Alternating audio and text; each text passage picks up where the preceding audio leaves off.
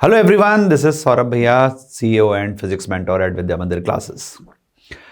JEE main में बहुत कम दिन बचे हैं और अप्रॉक्सीमेटली 3 वीक्स का टाइम है अगर हम देखें, और कुछ ना कुछ अब रेगुलर अपडेट्स एनटीए के थ्रू आते रहेंगे जिसको हमें फॉलो करना है। तो आज ऐसा ही एक बहुत इंपॉर्टेंट अपडेट आया है जो लास्ट के ईयर्स से डिफरेंट है। एक रूल जिसको चेंज करने की न्यूज़ जो है वो फ्लैश हुई है अभी। तो बात करते हैं कि क्या न्यूज़ है और क्या ये डिफरेंस है लास्ट ईयर से और इस ईयर में, और किस तरीके से ये आप लोगों को ध्यान इसको रखना है।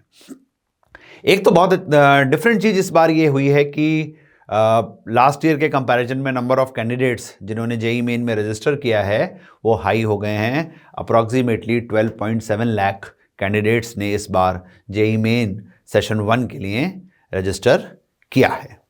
न्यूज़ क्या कहती है? न्यूज़ अभी आप देख सकते हैं सब जगह पर जो है लिंक हो रही है कि JEE Main 2024 frisking and biometric attendance to be repeated after toilet breaks. तो लास्ट ईयर तक कैसा होता था, जेई 2023 तक कैसा होता था कि जब आप अपने सेंटर के अंदर एंट्री करते थे उस समय पे आपकी बायोमेट्रिक होती थी और फ्रिस्किंग होती थी, है ना। और जो आप बड़ी नॉमिनल सी चीज़ें अंदर ले जा सकते थे, जैसे एक ट्रांसपेरेंट सा पाउच अगर ले जा सकते थे या पेन ले जा सकते थे, उसके अलावा कुछ भी और ले जाने के लिए नहीं दिया जाता था।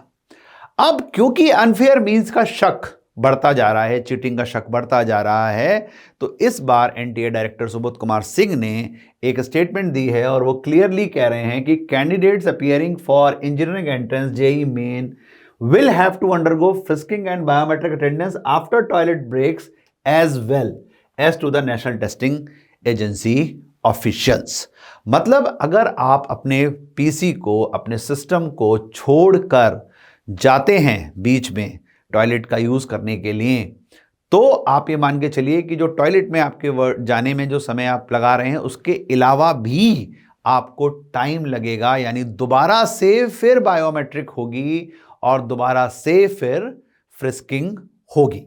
तो कहने का मतलब यह है कि फ्रिस्किंग अभी एक ही बार होती थी, लेकिन अगर आप बीच में बाहर निकलते हैं किसी भी वजह से तो दोबारा से आपको बायोमेट्रिक अपना चेक कराना होगा और फिर से आपको फ्रिस्किंग के थ्रू गुजरना होगा। कहने का मतलब यह है कि अगर हम कोई टॉयलेट ब्रेक ले रहे हैं तो वो ब्रेक का टाइम जो है वो 2024 जेई से बढ़ जाएगा, क्योंकि उस ब्रेक के बाद आपको फिर से एक बार बायोमेट्रिक चेक कराना होगा और फ्रिस्किंग के थ्रू गुजरना होगा। तो ये इंपॉर्टेंट अपडेट है, क्योंकि कई बार हम एग्जाम में ब्रेक लेते हैं और सोचते हैं 1 या 2 मिनट हमारे जाएंगे, बट इस प्रोसेस से वो 2 मिनट जो हैं वो 4 से 5 मिनट 6 मिनट तक चेंज हो सकते हैं। तो ध्यान रखिएगा इस अपडेट का, इसको यूज करिएगा जब आप एग्जाम देने जा रहे हैं, अपनी तैयारी को उसके हिसाब से रखिएगा और मिलते रहेंगे ऐसी अपडेट्स के लिए जेई मेन 2024 के लिए। Wish you all the best for JEE Main 2024 और बने रहिए हमारे यूट्यूब चैनल के साथ। चैनल को सब्सक्राइब करिए, वीडियो को लाइक करिए, शेयर करिए और अपनी जेई मेन की तैयारी में जुड़े रहिए।